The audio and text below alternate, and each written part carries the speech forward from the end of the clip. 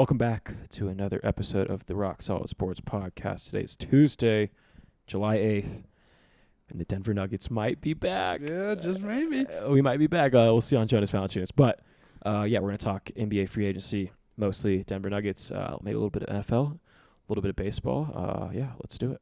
We gonna make it, baby.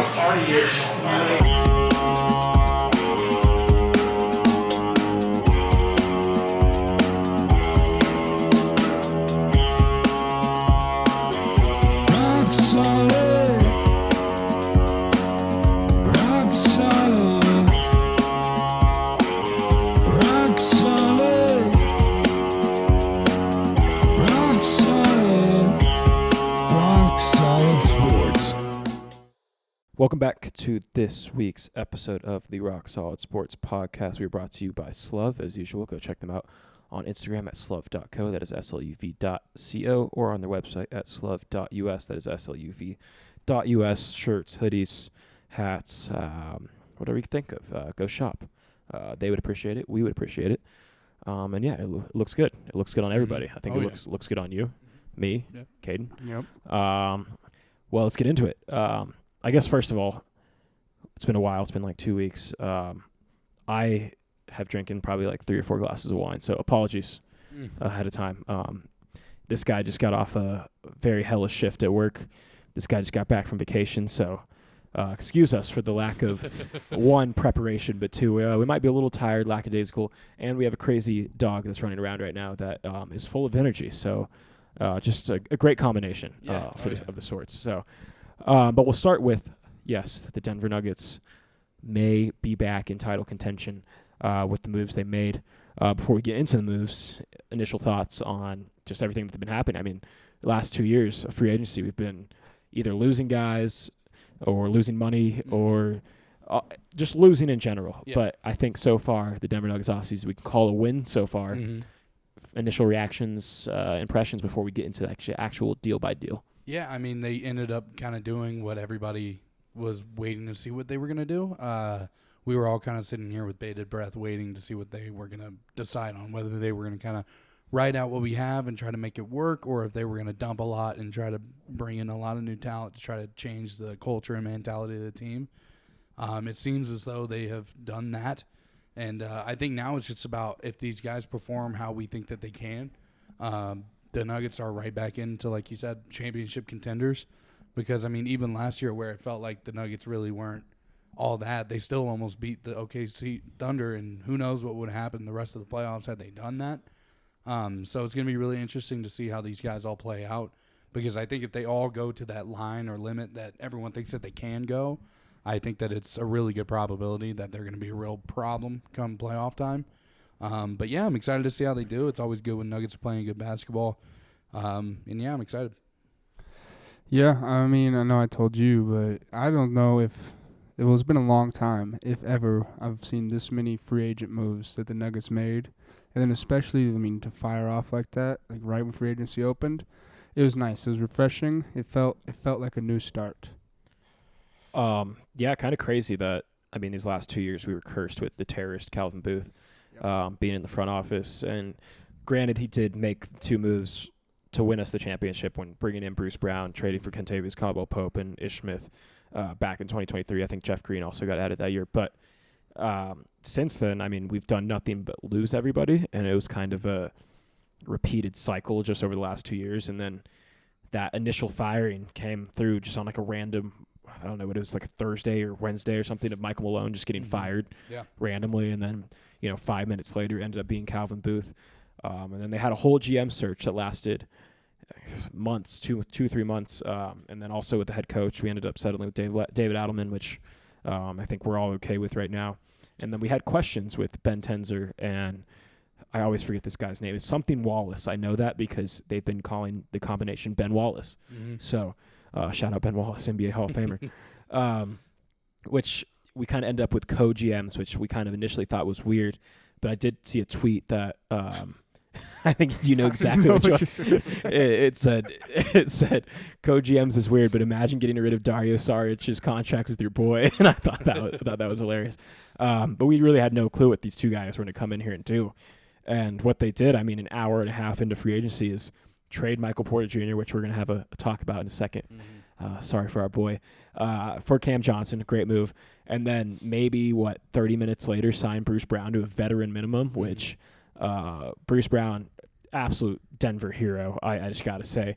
Winning a championship, going to get his money, I think he made $45 million in 2 years, and then coming back for literally the lowest contract possible. I think it's like $2 million just to come play with his boys and hang in the city that obviously loves him.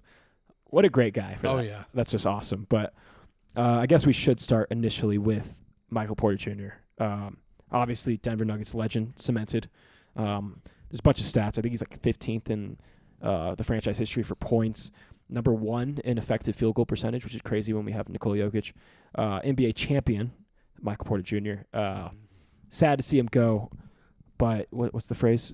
It's sad to see them leave, but like happy it happened or some shit like that. Yeah, I think you're something to that around effect. that area. Yeah, something to that effect. So I guess first, initial thoughts on losing Michael Porter. I think we all kind of have the same sentiment, but if you had any thoughts to get off your chest about our boy. No, not really. I mean, like you said, I think he's done a lot for the Nuggets. I mean, obviously he was a major part of that team that won the finals, but I think what it comes down to is these past years after that, it's been just ridden with inconsistency, and I think that's kind of bled into the other factors of the team, and I think that's been their issue for so long since winning that finals was they've just been so inconsistent because I've always said when Michael Porter's on, he's up there with some of the best shooters in the league right now, and when he gets that hot, the only problem is he stopped getting that hot when it was needed, and it was just tough. He wouldn't be able to really do what was needed to be done in those moments, and yeah, it sucks to see him leave, but it's just one of those things where you kind of have to get rid of him. I think it was a lot of talk whether it was going to be him or Jamal that was going to kind of be moving, and I think they made the right choice with MPJ. But I think MPJ's because he's going to the Nets. I mean, that's a great pickup for them. I think that's a really solid move because he's been shown to be a guy who, when he gets hot, can be a game changer and can really shift the momentum of the game. But yeah, it sucks to see him leave. Obviously, he did so much for the Nuggets, but I think it was the right choice, and I'm excited to see what Cam Johnson does. Yeah, I mean, I agree. No one can be mad at MPJ. It's not like he did anything. You know who to be mad at? Calvin Booth for giving him all that money. 100%. But, like you said, Nuggets legend. Never hate the times we had. But am I upset that he's gone? No. That contract needed to be dumped for sure. And like you said, he wasn't playing as hot or as good as he used to. So, I think it's an upgrade. I'm excited for Cam Johnson. We're going to see if it's an upgrade at least. Yeah, a couple of things I think went into that. One, Brooklyn, if anything, they did get our 2032 first-round pick, which is unprotected, which if Jokic is retired by that point, which I'm guessing he will be, it's probably going to be a great pick in the long run. So I think for them that they kind of won on that aspect of, you don't know, that pick might be very valuable. Maybe like it's considered it's unprotected. That might be like a top 5 pick come 2032, especially if Jokic is gone. They do get Michael Porter and his contract, which I feel like is the worst part. But once his contract is up, I mean, who really cares? Yeah. Also, if a contender at the deadline is looking for, a spot-up shooter, whether that's, the Bucks, probably not next year, but, some of these Eastern Conference teams that might have a chance, like the Pistons next year, maybe the Knicks. I don't think he would really fit their mold, but holy shit, Kershaw's getting raked off of right now. Just like certain teams, though, that might just be looking for like a shooter at the deadline. The Nets might have an asset now that might be able to move. It is a hard contract to move considering it's like $35 million. I think he's getting paid the same amount as SGA is next year, which is absolutely insane in my head. But, it gives him a chance to show his game without Jokic, which in history a lot of people have struggled with. But I think all of Denver and I think most of the NBA is kind of rooting for him to at least maybe attempt to make that jump, whether maybe not even go forward, but just don't go backwards, I guess. So yeah, I'm thankful for what he did for Denver. I mean, he helped us win an NBA championship, which has never happened here, and he was a big part of it. I do have his signed jersey. He may have one of the worst signatures in all of sports. We haven't done this in a while, but maybe I'll send you the picture of just his signature because it is that bad. It's literally an M, a P, and a J. It's bad. It's bad. But I'm gonna miss his memes. He was very meme worthy. But I will not miss the factor of me being scared every time he touches the floor of him getting hurt, which is very ironic because what I'm about to say is Michael Porter the last 2 seasons has played, I think, 40% more games than Cam Johnson has.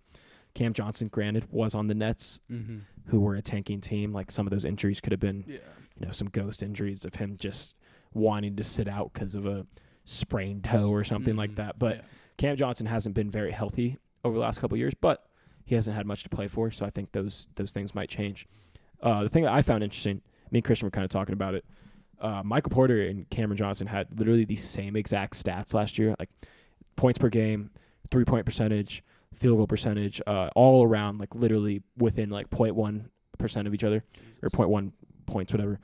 I think the benefit to that, one, Cam Johnson is, I think, $17 million cheaper, so obviously a benefit in itself. Cam Johnson hasn't played with Nikola Jokic yet. Yeah. I think we all know people's stats increase when they play alongside Nikola Jokic. I could see his points per game going up from like 18 a game, which is what he's averaging last year, to maybe like a 21 playing alongside Jokic. I think he brings a lot of good things. He's a very smart basketball player. There's the viral clip going around right now of Michael Porter's podcast appearances versus Cam Johnson's, where Michael Porter was either talking about porn stars or the Epstein list, and Cam Johnson was talking about which hand it's harder to shoot off of and go in which directions. I think that in itself, I think will translate well, especially with Jokic. I think he'll respect the hell out of Cam Johnson's like knowledge of the game. So, that was the first big move. Any last thoughts on Cam Johnson? First Tar Heel we've had since Ty Lawson, my boy. So, shout out Cam Johnson. Any last thoughts? No, just like you said, like, seeing how he's going to play with Jokic, because it really opens up your other people's games when he's on the floor. So it's going to be interesting and probably maybe see a side of Cam Johnson we haven't seen yet, and that's really exciting as a Nuggets fan. Any last thoughts? I got nothing. He was also in the finals in 2021, so it's a championship pedigree type of player. I think he was in either a national championship or a Final Four with North Carolina as well, so he has experience in that sense. So I think adding him is going to be huge. Obviously, the next edition kind of hinted at it. Bruce Brown is back, a guy that I think would never have to pay for a beer anywhere in Denver, Colorado. Came back just in time for perfect golf season for him, and a bunch of country concerts coming up. I don't know if I'm sure he's aware of that, but perfect timing for him. Bruce Brown told Caden earlier, we've never not won a championship with Bruce Brown on the roster. True. That is like a 100% true stat. Do we think he's going to bring the same thing? He is 2 years older, a little injuries here and there, but again, playing on bad teams. Do we expect the same Bruce Brown? Do we expect a worse, a better? What do you think? I think it's just going to be, I'd say more or less the same.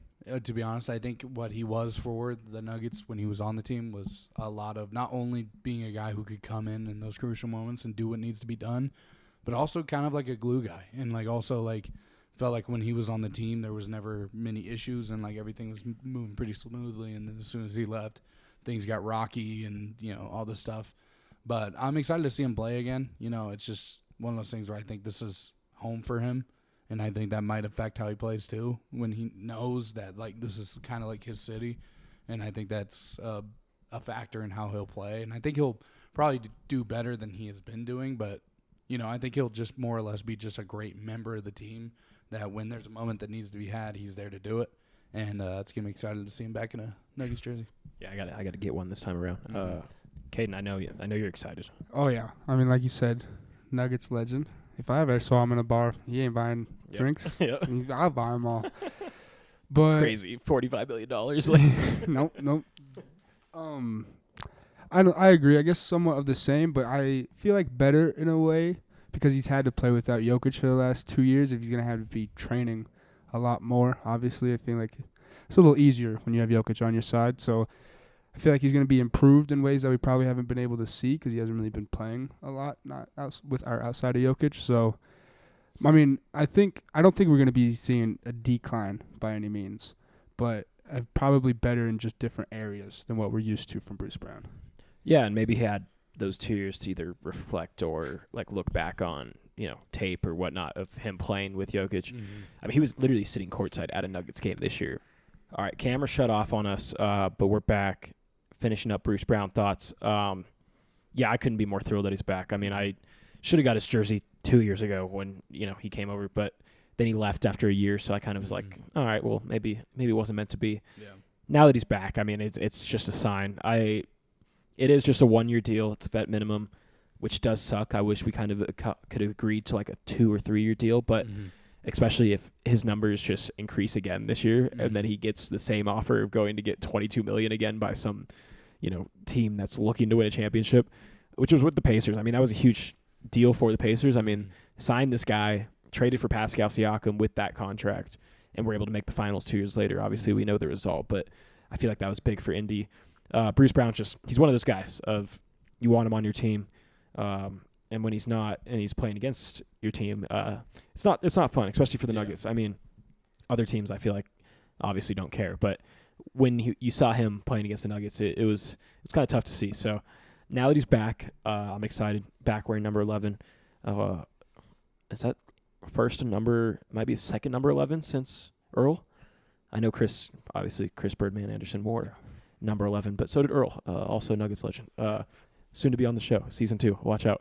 But yeah, I'm excited. Next move, we're gonna talk about the controversial one last, but next move, Tim Hardaway Jr., kind of known as a shot chucker, but again, when you're playing alongside Nikola Jokic and you're like the 8th man in the rotation, 8th or 9th man, that was the thing on the Pistons this year. A lot of people gave him hate for shooting all these threes, chucking up shots.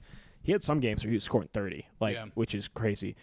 Now we add a guy like that to be like our 8th or 9th guy in the rotation. Might be perfect for us. Any thoughts? Yeah. I mean, I'm not too familiar with this game, to be honest, but I think it's just it's always interesting to see how a guy's going to play with Jokic and how he folds into this offense and on a team that is ready to make that push again. I'm excited to see. I think they're pulling together a pretty solid team here. So, like I said, not too familiar with the game, but I'm excited to see how all these guys start playing with Jokic. Yeah. I mean, I think the biggest thing I saw, obviously he's a shooter, but he made 63% of his open shots last year, which now that you have Nikola Jokic, you're going to have a fuck ton more open shots. 63% more open shots. Yeah, exactly. So, hopefully those numbers are just going up. He just needs to do one thing and one thing only all summer and just shoot the rock. Don't worry about nothing else. That's it. Yeah, shoot the rock.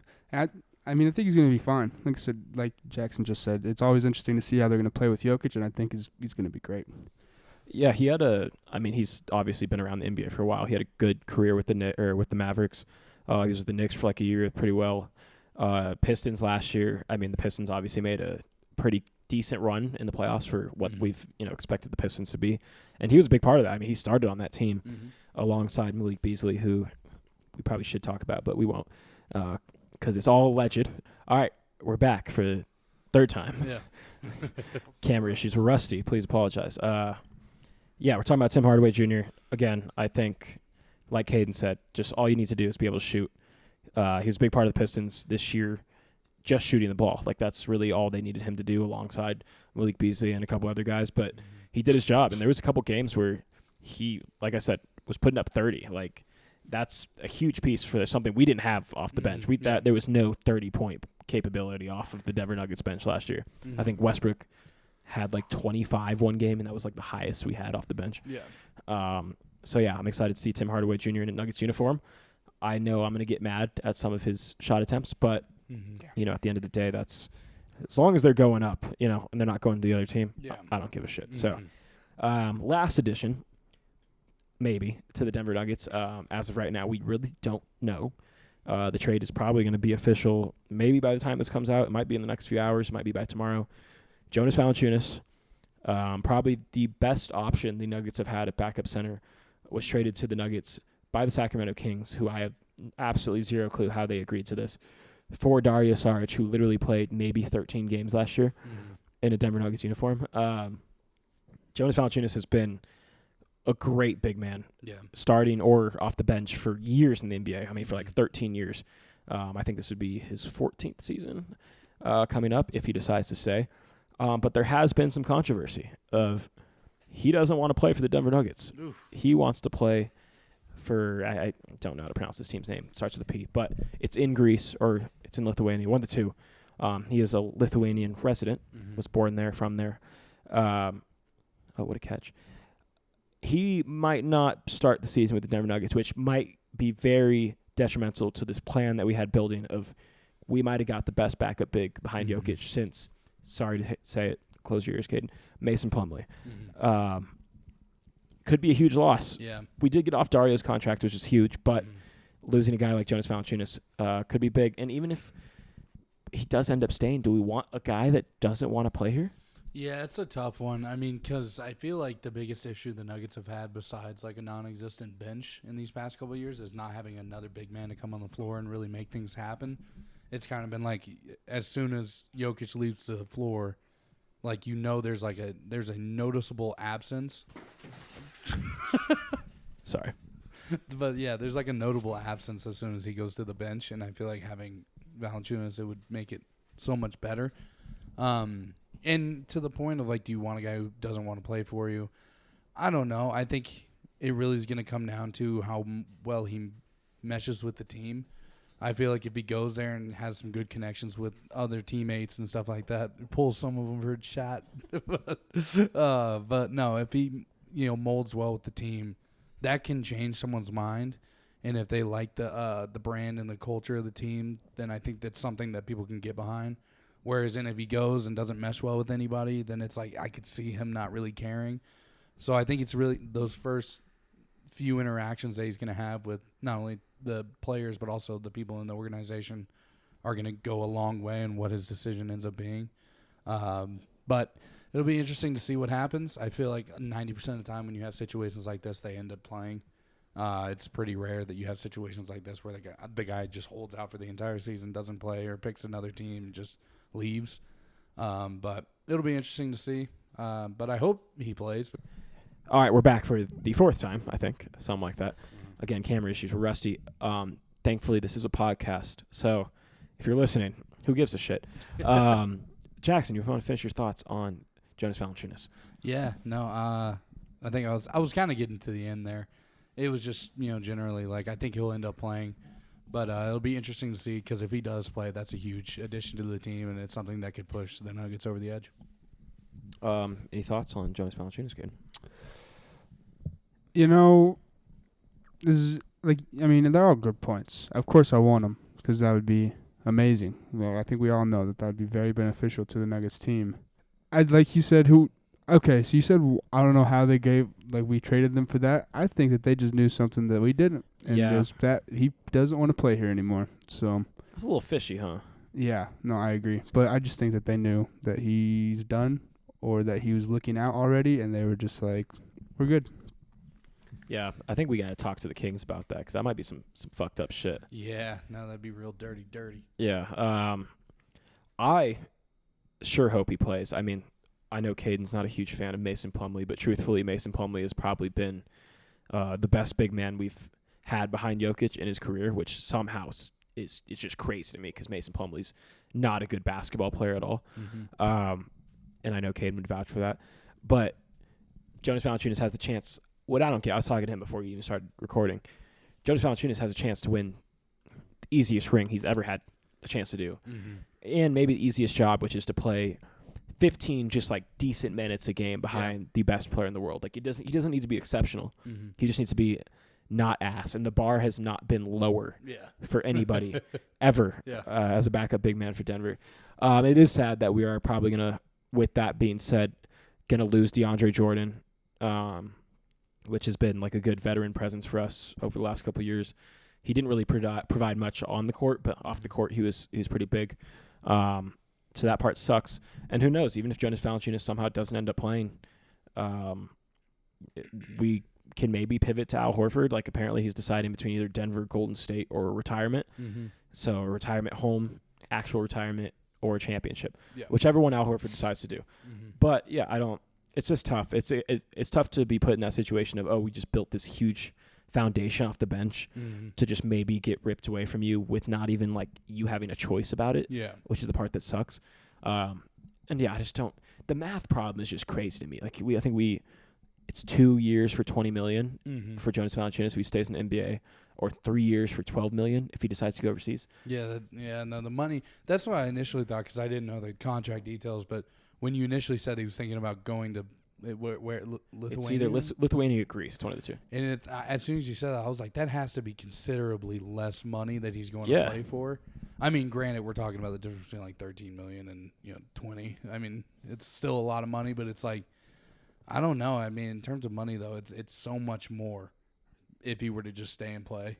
I don't really understand it from my point of view, but and people have their own things they got going on. He's been in the NBA for a long time, and maybe his idea of retirement is I'm going to go play at home for a couple of years and then I'm going to call it. Do that after 2 years though. Like go win or go get $20 million and then go home after that. Like I don't know. That's up to him though. I guess actually it's not. It's up to the Nuggets, but we're going to find out soon. I'm excited to find out just to get clarity, and regardless of what happens, I'm going to be excited just to know that it's over, and the fact that we got off Dario Saric's contract, which I think a year ago, like almost to this day, we were sitting here so excited about Dario Saric signing with the Nuggets. Now he's created a lot of issues for us. So any other free agent news you guys want to talk about? I know obviously there's been some moves. Some NBA Shams said this was going to be like a huge free agency. It really hasn't.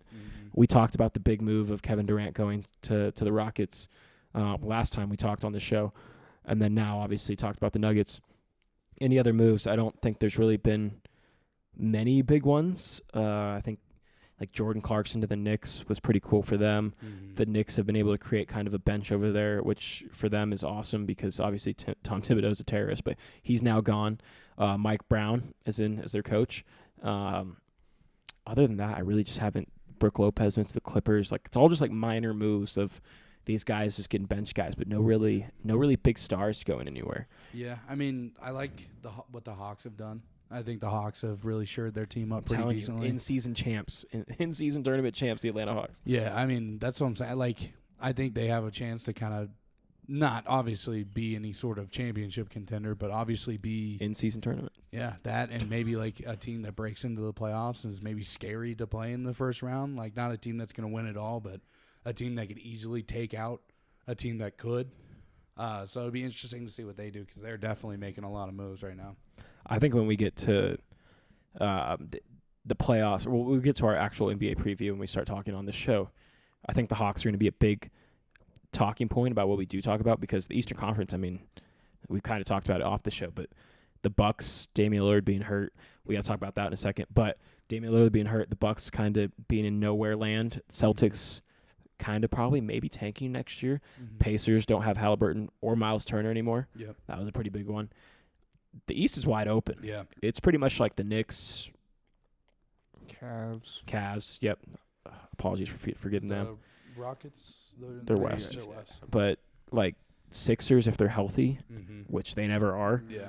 Pistons, maybe. Like, we don't know. The East is kind of wide open. So I think once we get into the actual NBA preview itself, it's going to be kind of an exciting thing to talk about the East rather than last year was kind of like, oh, yeah, probably just the Celtics, Yeah. Real quick, I think that's the last thing we should talk about NBA-wise. Actually, two things. One, breaking news. Not really, just for us on the show, though. A podcast, Tim Hardaway Jr. and Cam Johnson are going on Old Man and the Three, which was formerly J.J. Redick's podcast, on the same day, and it drops on Thursday. So a day after us. So if you want to listen to this, and the day after, go listen to Old Man and the Three with Cam Johnson and Tim Hardaway, both Denver Nuggets. I'd say the last thing we should talk about NBA, Damian Lillard getting waived by the Milwaukee Bucks. I think I don't think any of us expected this.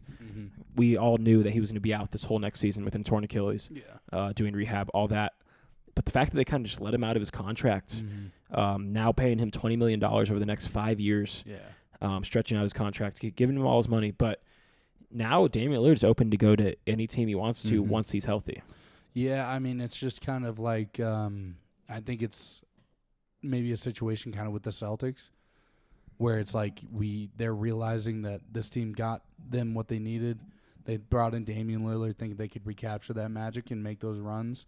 Hasn't worked out, and I think in their mind it's never going to, and I think that's their biggest fear. And so they're like, there's no reason to kind of keep hanging on to this dream and wherein we could just kind of waive him and kind of look for other things to solve our problem, because I think ever since they got him, they've looked at him as like the solution to this math problem that is winning the finals again, and that just hasn't been the case. And I think at some point you got to do what a lot of teams just won't do, which is just give up and just say, we got to scratch this, wipe the whiteboard clean and just start new, find some new pieces to build on. So I like the move. I think it's just one of those things where Damian Lillard's one of the best players to ever play. He's on that, high list, and but I think it is getting to the point where we're kind of light at the end of the tunnel for his career, and I think it is kind of coming to an end, especially with all these injuries he's getting. It's kind of just hard to imagine he's going to play for much longer. So it's like they might as well jump the gun on that and, start something new earlier. So I like the decision. Hopefully Dame goes somewhere where he can maybe ride out the last few years of his career and maybe go somewhere where he could maybe win a ring as, just like a pivotal player. But it would be interesting to see. Yeah, I mean, sad. Like you said, I wouldn't have expected him to waive him, and it was very caught off guard. I know he was caught off guard. But, I mean, when you're that old and you tear your Achilles, I kind of see where they're coming from in a way. But like you said, at the same time, it is Damian Lillard, so who knows? It was just, unexpected. Yeah, 100%. I think we all maybe agree that it's the right move. It just nobody expected it to happen. No, I 100% agree.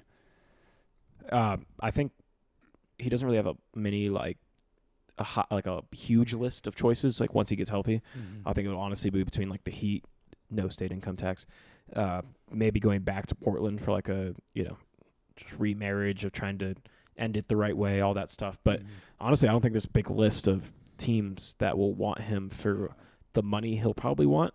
Trust me, if you wanted to come to Denver to come off the bench for $5 million a year, sign us up. You know what I mean? He's torched us for fucking years, but that's just not the case with a guy that's probably going to be in the Hall of Fame. A guy that's might have been on the top 75 list. I don't know, which if he was over Jokic, we need to revisit that conversation. But a guy of his caliber, I think he was on the top 75. I think he was too. That just pissed me. I could see him in that jacket that was at the All-Star game, which, that makes me mad because I think Jokic was 4 out, which we can revisit it now. It's kind of funny.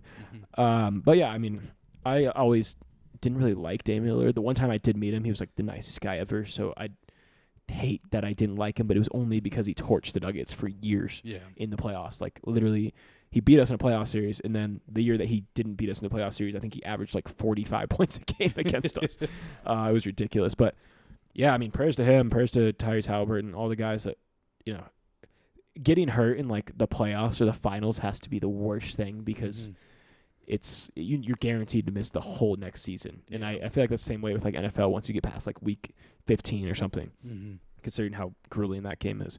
But yeah, I hope the best for him, as much as that hurts me to say. I don't think there's any other NBA news. Did we talk about Malik Beasley last time? No, that just came out. Would you can we expand on that for 5 seconds? He's a criminal. Malik Beasley is under federal investigation for gambling on his own unders. It cost him a $42 million contract that the Pistons were going to offer him, all for what was it, being $3 million in debt or something to local barbers, dentists, rent, and the sports agency that loaned him the money originally. Yeah. And he lost, I think it was only $3 million or something that he was in debt, but all these civil suits started popping up, and then NBA was looking at some of his stats. I think he's cooked. Oh, he's cooked. Yeah, I mean, I don't, especially he follows FanDuel on Instagram. Yeah, especially because of how many people have been caught. I'd say recently in the past 5 years, there's been an uptick in how many people have gotten caught. It's been at least 10. With the rise of online betting. And you would think that these guys would start getting smarter about hey, these guys obviously have an idea of what we're doing here. And especially when you're a guy who's about to get a fat contract from somebody who it'll just pay that off. And not only that, but you're a reputable name and people know who you are. You can go out and sign some brand deals, probably get half of that money in a couple months. It's not that crazy. So I'll never understand it, especially with how many people have been getting caught doing it. I don't get why these guys think that they can like, oh, he got caught, but trust me, I'm gonna do it right. It's just like, yeah, I'm sure you're gonna sneak one past the people who the federal government. The federal government, you're gonna sneak one under their nose. Doesn't tend to work out very well. So, damn, it's a toughie, man. It's funny now because I've been seeing a lot of like TikToks and shit of his like low lights. He's just completely shit in the bed. Or there's the one where he goes and he runs the whole floor. that one was the key dunks sign. with no time left. With like 2 seconds left. It was and the under was what? It was at 8 and it was 6 was the line or something, and it hit the line after that. Or there's the one that he's on the bench. No, who was it? It wasn't even him. It was one of those tweets is like, if you're going to investigate him, investigate this guy too. And I saw a video. I forget which NBA. It was the Warriors, wasn't it? It was Gary Payton. That's who it was. It was Gary Payton the second. And he was like just laughing at like an 8.5 point spread or something like that, like knowing what was going on, which is so insane. Which he might be caught too. His dad wasn't very not problematic in the NBA as well. So I agree with both of you guys. I mean, the fact that there was I think 2 seasons ago in the NFL where like 10 guys got suspended for like half the season. Mm-hmm. I think 3 of them were Colts defensive backs for gambling. And then last year we saw Jonte Porter get banned from the NBA. Now we're seeing Malik Beasley. They're investigating a pitcher. I forget for what team. I think it might be like the Guardians or something. Is something Ruiz. Yeah, for like first pitch. It was for 2 pitches. Yeah. Literally 2 pitches they started investigating him for. Yep. It was the first pitch and then the one he struck out Volpe from the Yankees, and he yelled "fuck" after striking him out, and they're like, "Why would he be upset?" It's a great clip. I hope everybody goes and looks that up. But it's just crazy that the game. Like, if you have a gambling addiction, or like I hate to use that word, but like a gambling problem, whatever. Mm-hmm. Go gamble either with your teammates on the plane or like go to a casino. Like you're legally allowed to go to a casino and gamble like blackjack, spades, craps, whatever. Yeah. You just don't have to do it on yourself. Yeah. I think it's that simple. I was gonna say because I think you can even bet, like if you play in the MLB, I think you can bet on MLB games that aren't involving you. Or even if you can't bet on MLB games, you can bet on NBA games. That's what I was gonna say. NFL games. On other leagues. Yeah, what were you about to say? No, that was it. That's exactly what I was going to say. You can bet on another league if you have that much of a sports gambling problem. Yeah. Specifically. And which is just crazy. I mean, obviously the whole Ohtani drama last year that he passed. Thank God. He probably did it now that we're really looking into this. But yeah, it's crazy that these guys do all this stuff with this much money. Like if you want to gamble, just go gamble with your friends. Like give them like $1,000 and be like, hey, do you want to play dominoes or something? Like it's kind of that simple. Yeah. But now Malik Beasley lost out on $42 million. And it's a few years of his life probably. Yeah, and he's also had criminal issues in the past. When he was on the Nuggets, he had a DV case when he was here in Colorado, like early in his career. Kind of sucks for him. I was kind of getting to that point of his career where we were looking at him as a positive rather than a negative, and it's kind of gone right back to zero. So or negative if you're talking gambling terms. So that sucks for him. But so that's the last thing, the NBA thing we'll talk about. We'll get to an ad read. Last couple weeks of the ad read, and then we actually have a new one for you guys. If you guys like water bottles, you're going to be interested. They also have other things, but we're proud to show that off soon. That's going to be cool. So once we get the whole rollout for that, once we get the product in, we're going to show you guys. But yeah, for this time, you're going to hear about Verb Energy Bars from Jackson for the 35th time in a row. So yeah, we'll see you guys after the break. Verb Energy Bars give you that extra boost that you need in the morning. They have an assortment of different types of bars, whether it's from caffeinated bars for the morning, as well as protein bars, whether in the morning or after your workouts. My personal favorite right now is the chocolate chip banana bread. It's awesome. Helps me get through the day, through the podcast, also through the work throughout the week. So right now, if you go onto their website, use code ROCKSOLID, you can get 30% off your next order. Verb Energy is the best way to start your day. Go check them out. All right, welcome back to the second half of the show. Quickly, I mean, we're just going to talk about NFL for maybe a split second. MLB a little later. Only thing that's really happened in NFL is Kelsey Plum's baby daddy, former crackhead, former rapper. Former country artist, I think. Former country artist. Darren Waller. Former entrepreneur. Has came out of retirement, who was formerly with the New York Giants, and has got traded in a trade that, how retirements work. You got to accept these contracts, all this shit. To the Miami Dolphins, literally the prime city for cocaine. Yeah. I don't think this is going to affect the Miami Dolphins season at all, or the NFL in the slightest bit. No. Do we think Darren Waller's going broke? Sorry, that was fucked up. Thoughts on the situation? Not exactly what you said, but generally in the same sense of like, I don't think he's broke, but I think he looks at this and goes, "Oh, I can just go play 3 years in Miami in a state that has no income tax and get my money right." A lot of no income tax. Especially if he feels like, because a lot of his career he was, not doing the best stuff and not doing the best stuff that is expensive. And maybe that now he's beyond that. Maybe he looks at this as like, okay, I can get back on my feet a little bit. And now that I'm not blowing through this money. And Miami is the perfect place to go for that. Exactly. Like there's no temptation there. But it's going to be interesting. I think, he'll help the team. Like he's always been a solid tight end. He was always good. Yeah.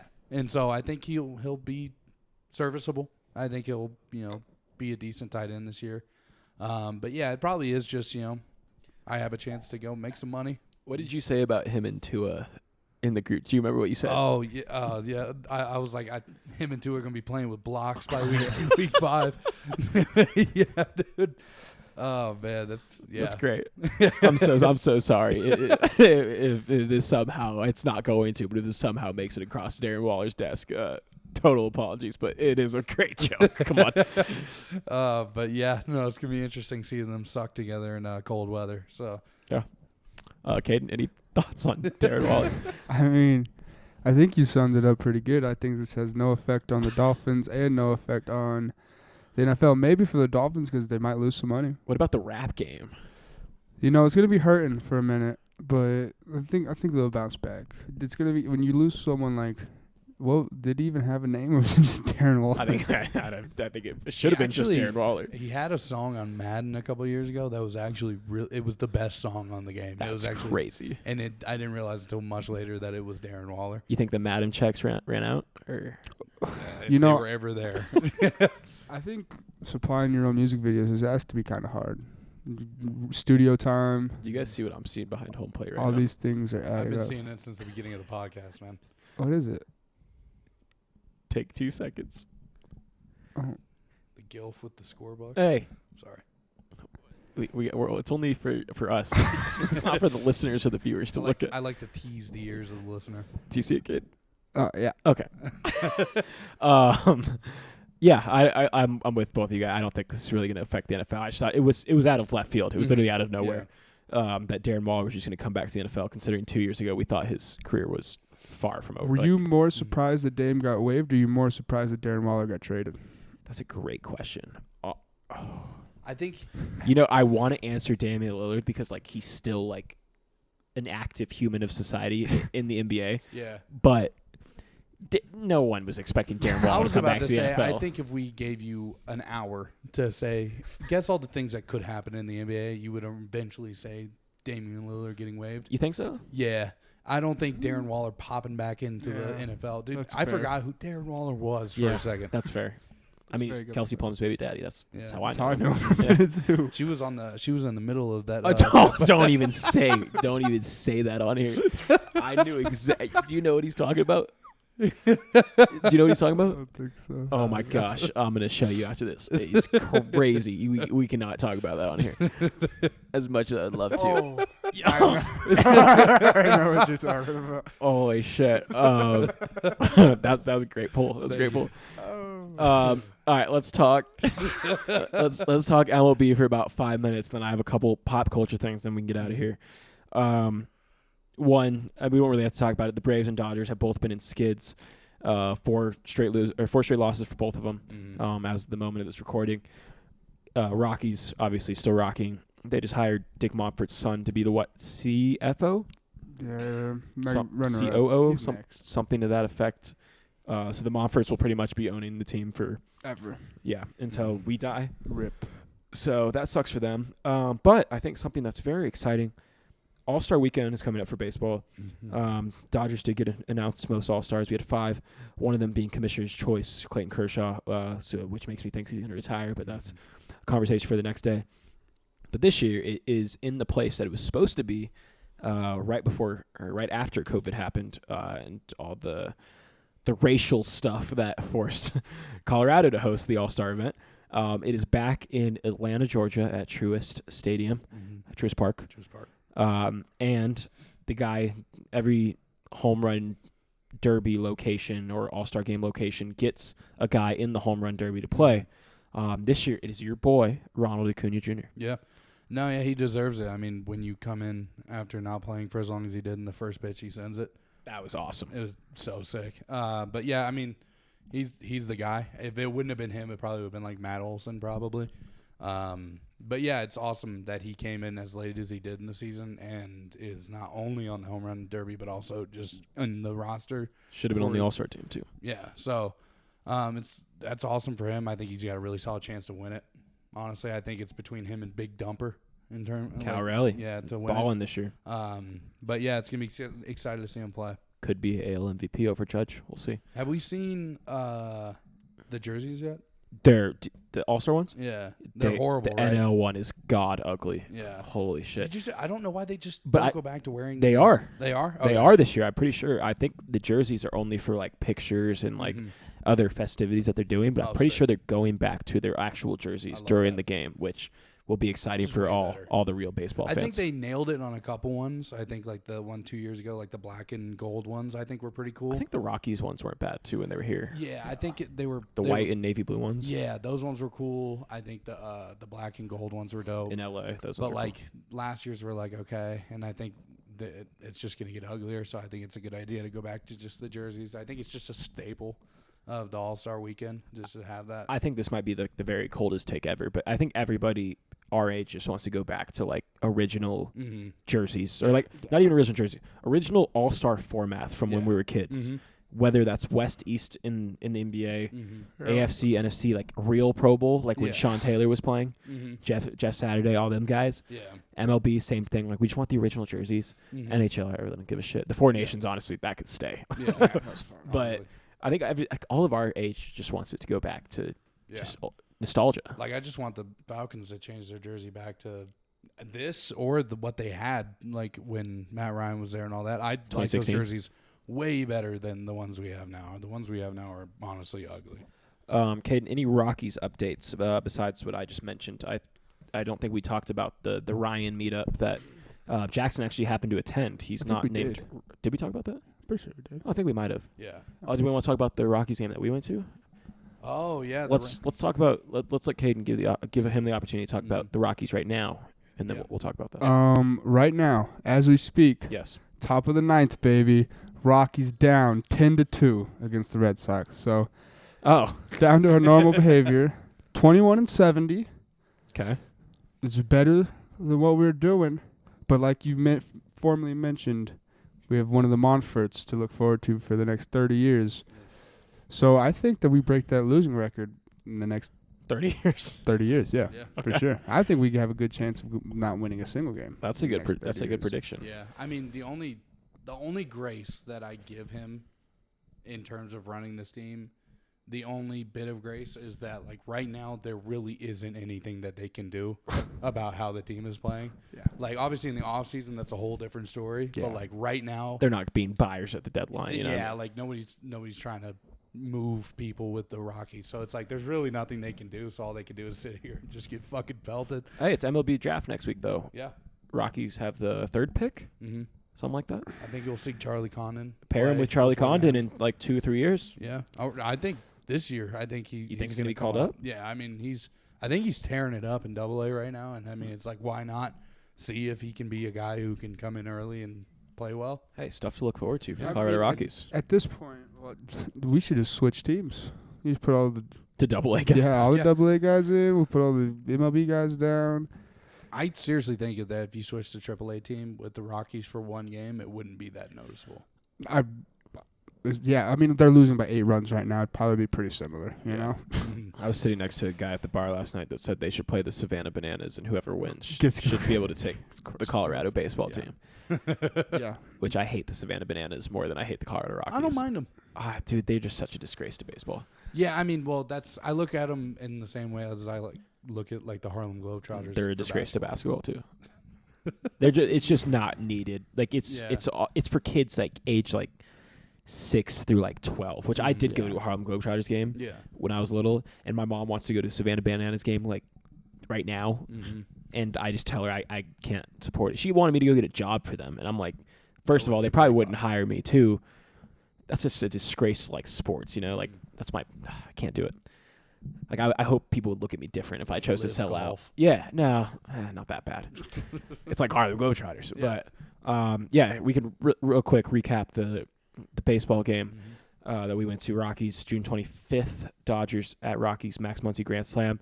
Dodgers ended up winning 6-1, I think. I think that's totally wrong, but it's close. One thing I learned, I don't mind rain delays as much as I thought I would hate them. If going into it, if you told me there's going to be an hour and a half rain delay, my mind would have been like, oh, that kind of sucks. Yeah. I thought it was a great time to catch up, hang out, drink more, just chill. I think rain delays aren't always a bad thing, and we can use that as a metaphor for life. Yeah, no, 100% agree. That's a bar. It was the first time I'd ever gotten to witness the tarp, how they do it. It's very interesting, how they go about it. But yeah, no, it was awesome. But it did get to a point where it was those last 20 minutes. You're let's just wrap it up. Let's pick it the fuck up. Let's get the guys out here and let's play ball. But it was awesome to watch because we were up at the rooftop and there was I think it was Christian or somebody was like, look at that. And it was literally. It was me. It was you. Yeah. And there was a wall of just rain and we were completely dry and it was just all pouring on the players from second base over and nothing else. And I was like, that's dope as fuck, but we should probably move because it's about to hit us. And literally 5 seconds later, it just started pouring rain. But that did not stop that one fan from making the best image ever. Yeah, go check that out on TikTok. It's beautiful. Yeah, it is. I thought that was pretty cool. Too, I initially saw the sign on the jumbotron telling all the fans in certain sections to get inside right now, and then the Dodgers scored a run out of nowhere. Which was off an error because of literally the guy lost the ball in the raindrops in the lights, and Dodgers ended up scoring. People were like, "Oh, that's bullshit," which I totally agree. And then we had an hour and a half break, which the first 45 minutes were cool. It was everybody just chilling. We met new people that were from different countries, taking pictures, all this stuff. It was really cool to kind of experience that. And then it kind of got to a point of, the rain stopped. Let's get the show on the road. Yeah. And the second Max once he hit that grand slam, we were out of there. So. That was a fun game, though. I'm excited for the Dodgers to come back in August. I will be there. And maybe if Christian somehow listened this far in the episode, he'll bring me to more games because he only invited me to, I think, 2 this whole year, so it's kind of bullshit. I think that's all the baseball news I got. Obviously, talked about the Braves. And we'll talk about a little bit after All-Star break as well, obviously, once he gets into October and stuff. Yeah, because, right now, the window is still open for the Braves to, make a wild card slot. In a couple weeks that could not be the case. Yeah. So it's hard to talk about them right now because it's they could be good or by the next time we shoot they could be out of it. Yeah. All right, I got 3 things. Let's vote on 2 to talk about. Okay. And then we'll get out of here. Joey Chesnut, 4th of July. Yeah. Obviously, American hero. P. Diddy got exonerated from some of his cases. And 3rd, Love Island. You guys, let's pick 2 out of 3 to talk about. I think we go with Joey Chestnut and Love Island. I don't think P. Diddy deserves his name on any airwaves or sound waves. I just think it's funny. It is funny, but I also terrible. But yeah, but we won't. I don't think we'll throw out any jokes that haven't already been. That is true. Said. Caden, any insight? You agree or what? Yeah. That's okay. Fine. I don't have any insight on Love Island, but we'll let you boys take that. Well, we'll start on Joey Chestnut then. Is he the greatest athlete to ever play? Yeah. There's no 17 straight rings. Yeah, that's just aura. It's just unreal. And he takes a year off and comes back and just takes it over again. Watching that guy down dogs is crazy. And you know what's even crazier? There's no one even fucking remotely close. Not to even him. close. Like, it's not even. Wasn't it like the guy was like 45, second place or something? And he had 70. 70 and a half. Yeah. 70 and a half dogs. Plus baby. buns. Dogs plus buns. It's unreal. What do you guys think? So we had a coworker on 4th of July. I had a long day at work, and we were getting delirious. So we made this kid, I think he literally just graduated high school or something. Yeah. We told him we wanted to see how fast he could eat, I think, 5 hot dogs. Mm-hmm. He finished the first one in 45 seconds. The next ones, I think it took like 10 minutes to finish, like the rest of them. What do you guys think, like, your dogs per minute, DPM, if we're talking stats, your dog per minute would be if you had to just eat like 5? Yeah, because Joey Chestnut's is like 9, right? No, it's like 9 what? 9 dogs per minute. Oh, yeah, that's fucking insane. He ate his first, I think, 3 in 15 seconds. Because it's a 10-minute thing, and he goes around that. So, yeah, he gets to about 70 from that. My dogs per minute. Dogs per minute. If we're talking stats. This is real stats right here. I think if, like, I could deal with dunking the dog in water like they do and kind of doing that, I could maybe down 2 pretty quickly. Like, quickly in terms of eating normally. But, I mean, probably about 2. Probably about 2 or 3 max. Like, per minute? Max. And that's, like, for 1 minute. 1 minute. The first minute. Yeah, the first minute. Like, obviously, if I did a 10-minute thing, like, it'd be 3, and then it'd be like 1, maybe a half dog for the rest. If you're giving me 5 dogs, I think I think I'm gonna give myself a solid 1 DPM. One dog per minute. 1 dog per minute. I think I can get 5 dogs out in 5 minutes. I'm not gonna feel good, and am I gonna keep them down? Oh, maybe. Probably not. Yeah. But I think I can get 5 of them down, and then who knows what happens after that. I think my stats would be the worst. I'd be like 0.3, 0.4. I can't do all that fast eating. It's also just looks like I was watching him do this, and I was like, this is fucking disgusting. No, yeah, dude, they had it on like the big screen of B-Dubs on July 4th, and these guys at the bar were like, and I was like, what's up? And he's like, this is fucking disgusting. And I'm like, yeah, and it's also greatness. So tune in. What a great line by DraftKings too. I don't know if anybody knew that. Oh, yeah. It was 70 and a half. It was 70 and a half. And guess how many dogs he ate? 70 and a half. So nobody in America really lost. Like Joey Chestnut won, which means America won. And then if you gambled on it, you got your money back. Yeah. It pushed. So it's a great day. What a great day for Americans. It's kind of been up and down, recently. But that day, I mean, look at Joey Chestnut, man. Mm-hmm. It's beautiful. Also, this brewer's just right behind home plate is just great. Last thing we'll talk about, Love Island. Mm-hmm. Caden hasn't really been in touch with this. Me and you have been watching it. Yeah. And this is in no way a desperate ploy to get 3 more viewers on every episode. No. Never. We made them right at the end. Yeah. Season 7 of Love Island, I think it's episode 32 came out tonight. Mm-hmm. Any initial thoughts? We won't get too deep into it, especially if people haven't listened. Mm-hmm. Don't want any spoilers. I just want overall reactions. I honestly don't want to talk about this too in depth either. Yeah. I already told you my opinion on a couple of the people in there. Mm-hmm. I'd gladly say that to the camera too, but don't want to get really much deeper than that. Yeah. I think ever since I started watching, and I liked one post about it on TikTok. It's been on my TikTok feed after every episode. And I think a lot of it is just a lot of these people who are playing right now in the game, they think they're a lot smarter and more strategic than they think. And they think that people aren't clocking what they're doing. And that's just not the case. And it's really interesting to watch that, knowing that they think that, and that they think they're kind of gaming it a little bit. And a lot of people have been saying that it's going to kind of change the way that people play the game, because it's the first year where people really tried to strategize, and it was immediately clocked and seen. So I don't know. It's honestly it was really good in the beginning. Middle got a little weird. Middle got a little slow. But now it's starting to kind of pick up again, and I feel like in the home stretch. Yeah, and I feel like this last little home stretch that we get is going to be more akin to what previous. I haven't watched previous seasons, but I feel like this last week is going to be way more close to what the show usually is. And so it's going to be interesting. I think the last episode's on Sunday. But, so I don't know. Interesting to see how it shapes out. I think everybody kind of has their favorites. Oh, yeah. Shout out Hannah. Shout out Iris. Shout out Sierra. Yeah. Free her. It might be controversial, but free her. I don't know. Did you vote? You didn't vote because you don't have the app. No. I did vote for Nick and Landry. Oh, that's terrible. I know, but honestly, you've fallen into the script. I did it for my boy Nick. I felt bad for him. I feel real bad. Feel bad for what? He had it all figured out. He had it. I think. Did he? I think Sierra. And I think Nick, she was playing the game. I think so too, but I think Sierra and Nick win it if she doesn't get voted off. I think they win it, but I don't think it's genuine. And that's fair, but it's like we're talking. Put yourself in Nick's shoes right now. Like I had sex twice in the you're villa. you're looking at the finish line. The guy racing you is 2 seconds behind you. You got this by a mile, and then all of a sudden you blow an Achilles, and now you're hobbling to the end.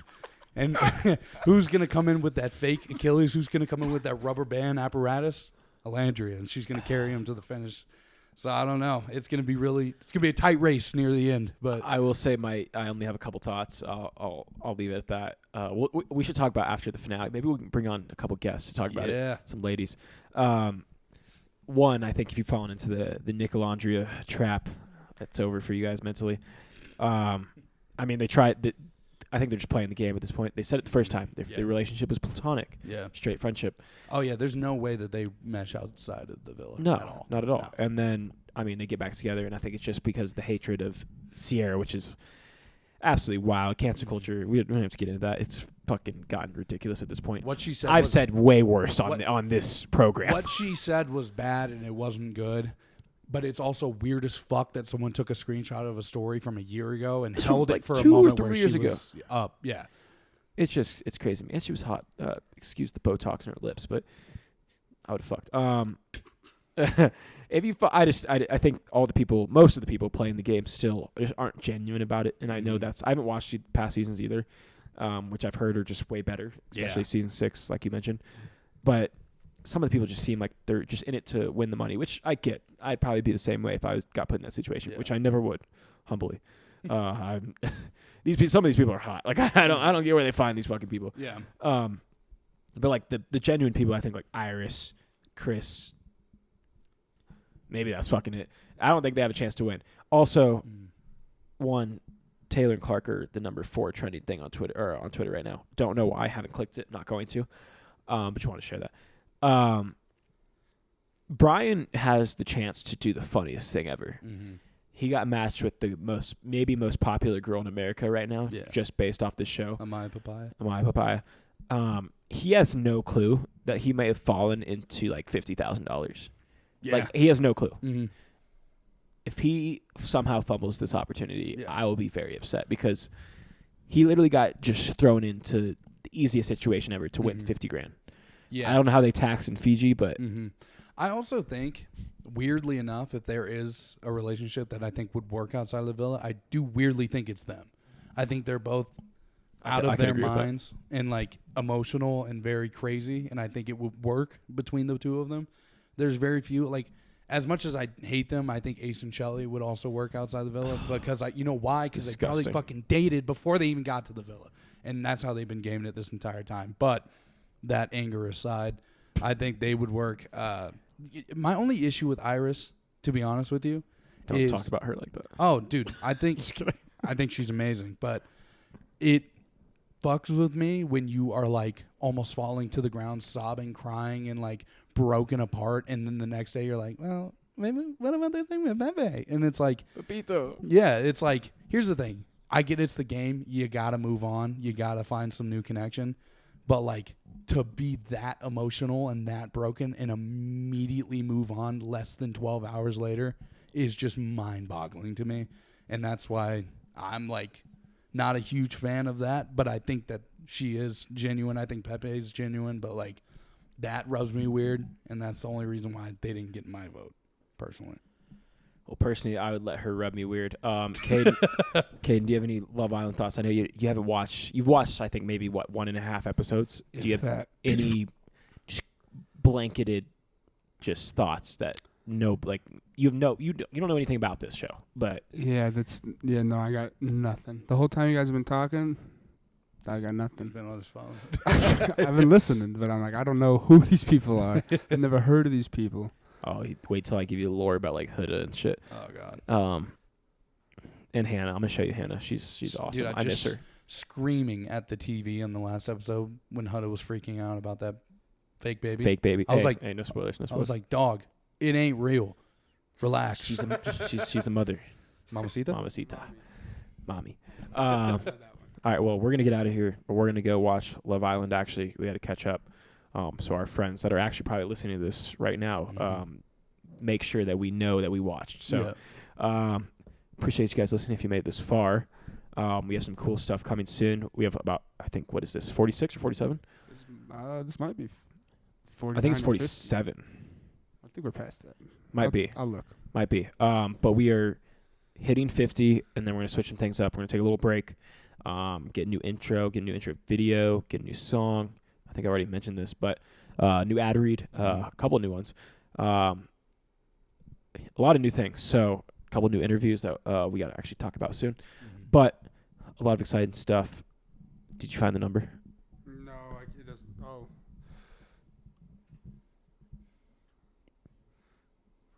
Do the Love Island song real quick. Yeah, I don't know. No, Okay. no. This is I think it's 47. No worries on that. Oh, well, actually, it's like the 47, but it might be like 49 type of thing. Regardless, we're gonna record a few more episodes, and we're gonna kind of switch things up. You never know. Maybe a new studio. Probably not, but we'll see. If not, go enjoy your week. All-Star weekend for the MLB upcoming, and NBA free agency and trades still going. NFL 58 days away, just by the way, and college football 51, or I guess it'd be 50 days away. So a lot of cool stuff coming in the next 60 days. So go enjoy your week. Go watch Love Island. Comment if you've watched it. Also comment if you have any questions. We're going to do a Q&A soon. And Mount Rushmore next episode. So stay tuned for that. And yeah, go tell somebody you love them. You may just make their day. Peace. Peace.